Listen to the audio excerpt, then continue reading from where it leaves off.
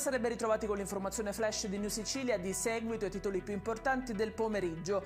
In apertura la delibera del CIPES per lo stanziamento di 10 miliardi di euro destinati alla sanità siciliana. A darne notizie è stato il sottosegretario di Stato Alessandro Morelli, comunicando l'arrivo di 300 milioni di euro in più rispetto allo scorso anno.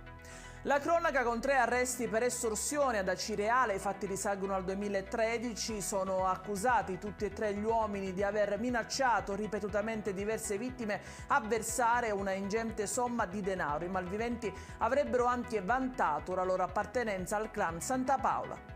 Incidente mortale a Modica dove una donna ha perso la vita dopo essere stata investita da un camion. La vittima, una 74enne originaria della Svizzera, era appena uscita da un supermercato della zona.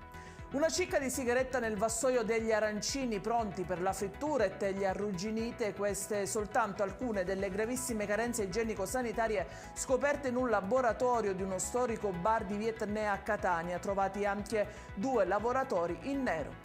È in chiusura il meteo, previsto un peggioramento a partire dalle ore pomeridiane e serali di domani in Sicilia, attese piogge, temporali e forti venti di burrasca, almeno fino a sabato, diramata un'allerta gialla su Palermo e Messina.